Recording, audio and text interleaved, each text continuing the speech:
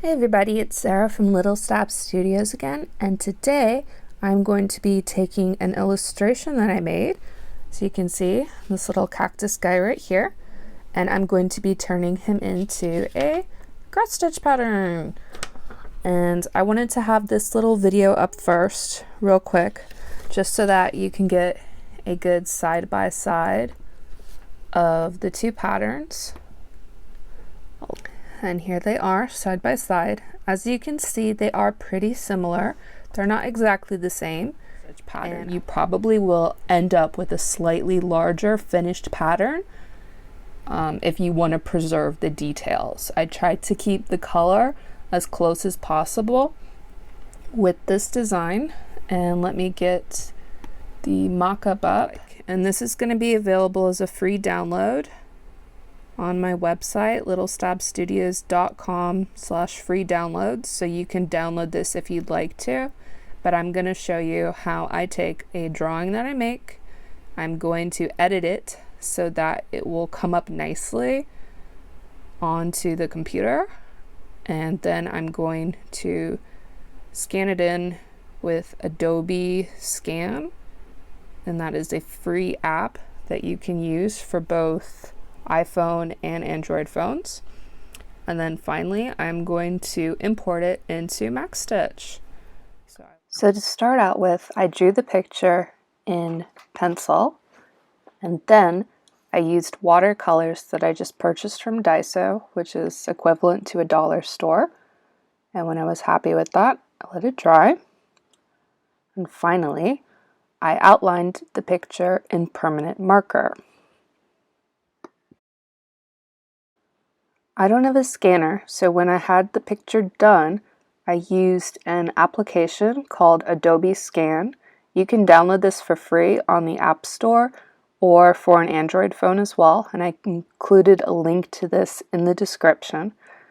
And what you do is you can choose from document or form or whatever. I used whiteboard because this gives me the most freedom for working with a drawing.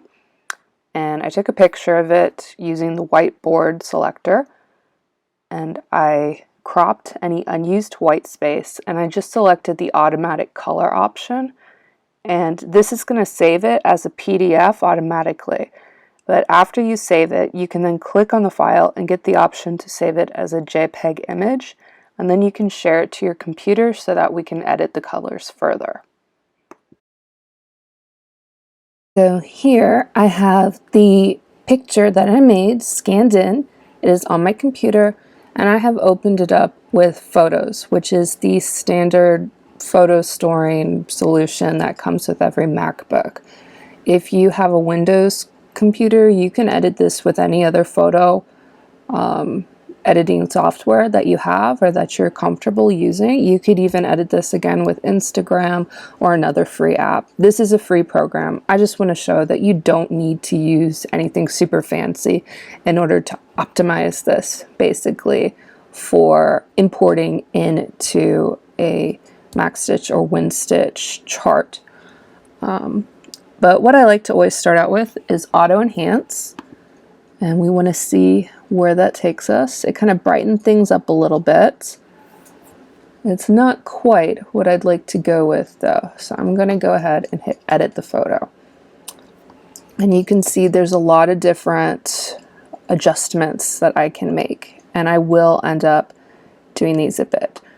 And two of the main points that we want to go with are very saturated, very bright colors, because the colors tend to get a little bit muted when you import them. So we kind of want to go a little bit crazier than what it is in real life.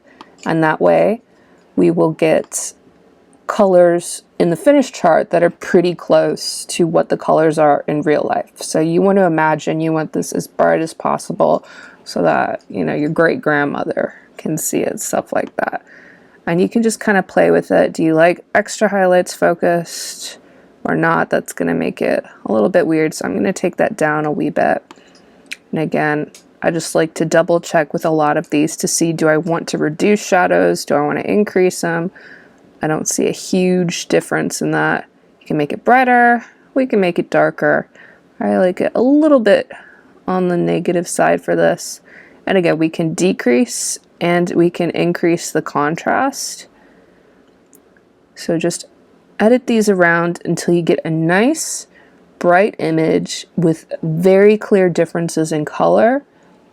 That's going to make it easier for your WinStitch or MacStitch to be able to pick up on the different colors, and you're going to have fewer colors by getting a very contrasting image. And another very important one is this noise reduction here. I'll go ahead and click auto and see. They did a little bit. You might, if we unclick that, I want you to see exactly how big a difference that makes. So basically, the more that you increase noise reduction, the smoother your lines get, and the less pixely your image is going to end up at. You don't have to go all the way there, but if you keep it at 0, it's much easier to see these pencil marks, for example, when I was doing my original sketch. And then when we increase that, those become less noticeable, and then it looks a little bit fuzzy in certain places, but we want this for a cross-stitch pattern because obviously it's going to get very pixelated when it's a cross-stitch pattern. I guess this looks pretty good to me, so I'm going to keep that there. I'm going to click auto and sharpen, and then I think I'm going to unclick auto and sharpen because I did not really like how that came out. That's going to increase the lines, and again, we want this to be looking curvy, we want it to be looking contrasted. So those are the things you want to keep in mind when you have an image for cross-stitching. So now we are going to open up MacStitch, and we're going to hit Launch Wizard. And the first thing we want to do is hit Convert Image, and we want to go down again to the Advanced Image Import and click OK. And I am going to open up, I think, it was that cactus one. Okay, here's the one I saved it as edited. So as you can see, it's nice and bright, and it is ready to be imported. And again, right up at the top, it wants to make this 50.5 inches by 71.4. And I do not want to be stitching a cactus forever. So I'm going to drag this down and adjust it to something a little bit more reasonable. 5.7 by 8. That sounds fine. And the reason it's not giving me what I did originally is because I did 16 stitches per inch. So I think that sounds about what I did in the original one. We'll keep it at 5.3 by 7.5 inches. That's 16 stitches per inch. And we want to, before we mess around with the max colors and everything, I like to change it into DMC since I'm going to be using DMC. Just pick whatever brand of floss that you'd like to work with. And I believe I went with max colors of 50, and I ended up with only 32. So if you remember from before, this just allows it to choose up to 50, and it can go with fewer. And I'm going to unclick dither because this isn't a photo. This is a image that I drew, and I've already edited it. I've kind of basically done the dithering myself in a photo editing software, and I think that that comes out a little bit better. If you hit preview, it will show up with a bit of a preview. It looks a little bit messy, but it isn't as bad as that when you go to the actual stitching.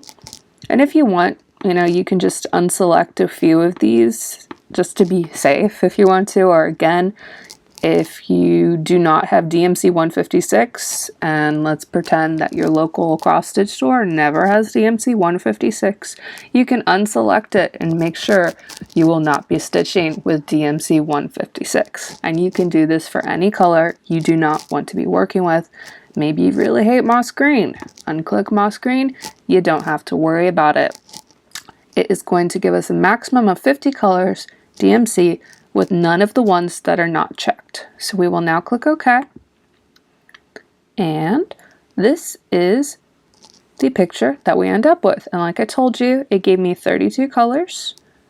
This is actually a little bit smaller than the pattern that I saved before, because again, I always test these out, but this is very similar. And again, if we use the eyedropper, we can see that it ended up using a background color. It came up with 3756 baby blue ultra light, which is practically white. And I'm just going to select that, and then I'm going to remove all stitches of active thread. Bam, there goes that background, and I got rid of it. You can see there's a couple of extra stitches that we do need to go in and manually erase. So this is the manual cleanup. If you think about it, again, I went from a hand-drawn little cactus dude that I just decided would be a good example. I like cactuses, so I thought it would be fun. And I specifically went with something like watercolors and pencils because I know that those are a little bit more difficult to work with. But I wanted to show that you can absolutely take any kind of drawing, and if you just edit it a little bit, you can get it down and make it into a cross-stitch pattern. So don't think you have to limit yourself to certain mediums. I hope that you think that this is pretty similar.